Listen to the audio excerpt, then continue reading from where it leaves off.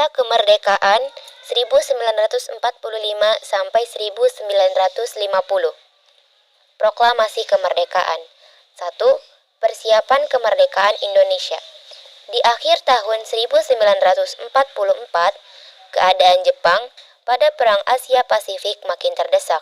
Perlahan-lahan, satu persatu wilayah kekuasaannya jatuh ke pasukan sekutu. Dalam menghadapi gempuran sekutu, Jepang mencari dukungan dari bangsa-bangsa yang masih berada di dalam kekuasaannya dengan memberikan janji kemerdekaan.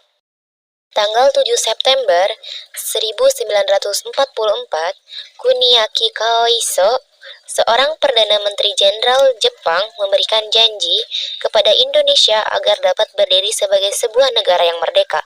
Hal ini dilakukan guna mencari simpati dari rakyat Indonesia. Untuk membuktikan ucapan tersebut, Jepang memberi izin kepada Indonesia untuk mengibarkan bendera merah putih di kantor-kantor dengan syarat bendera tersebut harus berdampingan dengan bendera Jepang.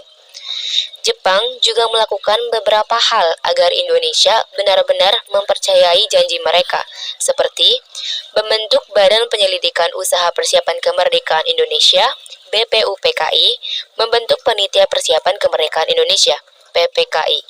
Peristiwa Rengas Dengklok. Peristiwa ini diawali di mana Jepang telah menyerah tanpa syarat kepada pasukan sekutu tanggal 14 Agustus 1945. Peristiwa ini diketahui oleh para tokoh pemuda seperti Sultan Syahrir.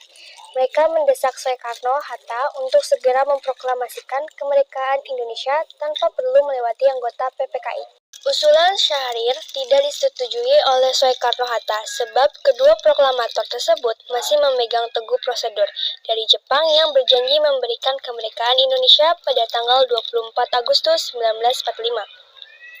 Karena perbedaan pendapat ini, Soekarno-Hatta diungsikan ke Rengas Dengklok supaya terhindar dari pengaruh Jepang, di mana para golongan muda mendesak Soekarno-Hatta beserta golongan tua agar segera memproklamasikan kemerdekaan Indonesia sebelum ada pernyataan resmi dari pihak Jepang yang menyerah kepada sekutu.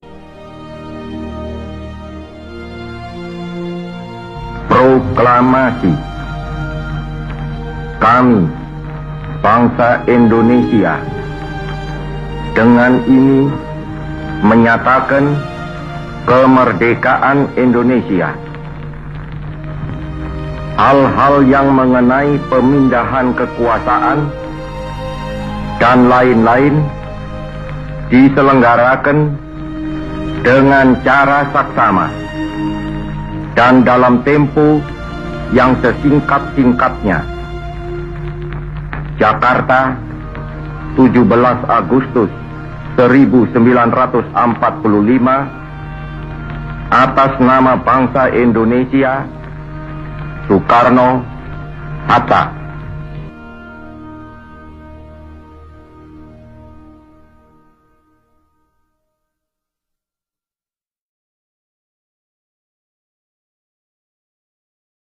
Perumusan teks proklamasi kemerdekaan Indonesia. Dini hari, 16 Agustus 1945, Soekarno-Hatta beserta rombongan kembali ke Jakarta, menuju rumah Laksamana Meida untuk merumuskan teks proklamasi. Tokoh proklamasi itu memilih rumah Laksamana Jepang itu sebab dianggap aman dan terhindar dari ancaman milik Jepang. Proklamasi Kemerdekaan 17 Agustus 1945. Pada tanggal 17 Agustus 1945, pada jam 10 WIB, dilakukan upacara pembacaan Proklamasi Kemerdekaan Indonesia di Jalan Pegangsaan Timur nomor 56, halaman Rumah Soekarno, yang menjadikan Indonesia secara resmi berdiri sebagai sebuah negara. Sambutan rakyat terhadap proklamasi kemerdekaan.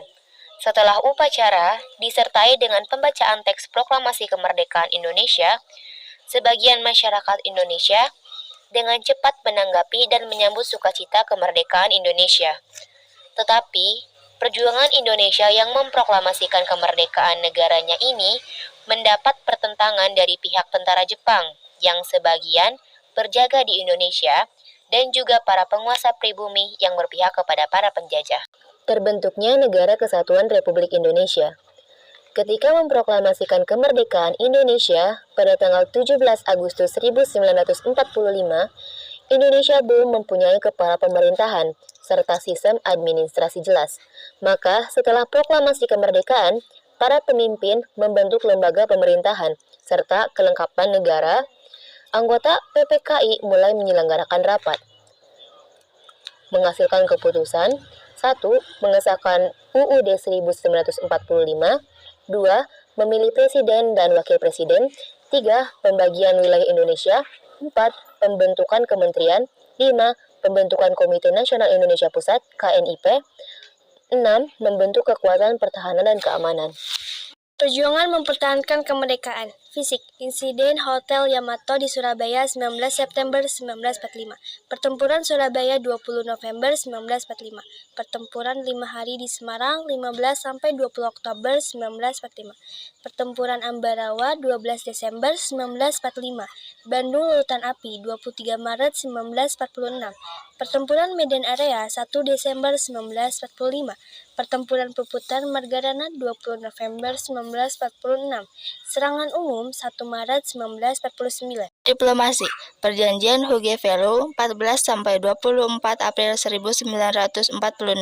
Perundingan Linggarjati 10 November 1946. Perundingan Renville 19 Desember 1946. Perundingan Romroyen 22 Desember 1948. Konferensi Meja Bundar 23 Agustus sampai 2 November 1949. Perkembangan politik Indonesia pada masa kemerdekaan. Setelah konferensi Meja Bundar di Den Haag, Belanda, untuk negara Indonesia yang awalnya Kesatuan Republik Indonesia, berubah menjadi Republik Indonesia Serikat, yang berdiri tanggal 27 Desember 1945. Pada bulan April 1950, bentuk negara Indonesia kembali ke NKRI.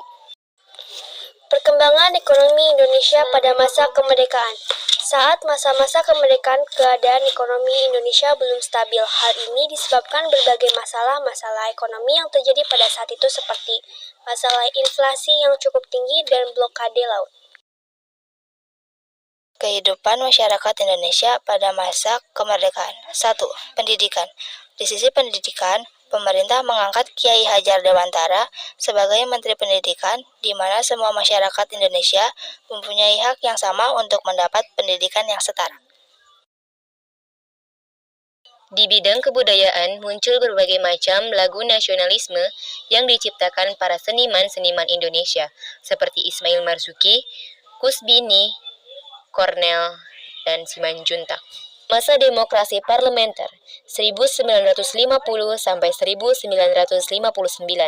Sistem parlementer adalah sebuah sistem pemerintahan yang dipimpin oleh Perdana Menteri. Parlemen memiliki wewenang dalam mengangkat Perdana Menteri, dan parlemen pun dapat menjatuhkan pemerintah dengan mengeluarkan semacam mosi tidak percaya. Pelaksanaan demokrasi parlementer Indonesia didasarkan pada Undang-Undang Dasar Sementara 1950. Pada kenyataannya, demokrasi parlementer kurang sesuai diterapkan di Indonesia. Masa demokrasi terpemimpin 1959 sampai 1965. Sistem politik. Di masa ini, Indonesia menerapkan sistem pemerintah di mana semua keputusan berasal dari pemerintah pusat. Dari Kepala Negara Soekarno mengeluarkan Dekret Presiden 5 Juli 1959. Perkembangan ekonomi dalam masa ini, Presiden Soekarno melakukan sistem ekonomi pemimpin di mana beliau mengatur perekonomian negara dan mengambil langkah-langkah. Perkembangan kehidupan masyarakat di kehidupan sosial. Terjadi persaingan kekuatan politik. Paham Nasakom menguntungkan PKI dan membuat kedudukannya kuat. PKI mencoba untuk memasuki berbagai aspek kehidupan masyarakat, mulai dari bidang pendidikan, sosial, hingga kesenian yang ada di Indonesia. Masa Orde Baru 1966 sampai 1988.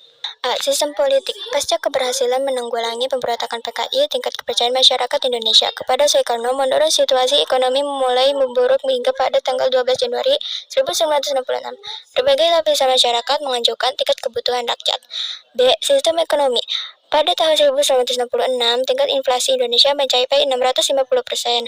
Pemerintah mulai melakukan berbagai macam program seperti program jangka pendek, program jangka panjang. Dalam program jangka panjang ini dilakukan secara periodik selama 5 tahun sekali yang disebut sebagai pelita pembangunan 5 tahun.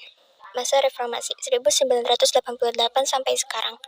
A. Sistem politik. Pasca lengsernya Soeharto karena disahkan masyarakat lahirlah gerakan reformasi yang berani sampai sekarang. Terjadi berbagai macam perbaikan demi mengembalikan kestabilan politik dan ekonomi Indonesia. B. Perkembangan ekonomi guna memulihkan kestabilan ekonomi pasca krisis moneter 1998.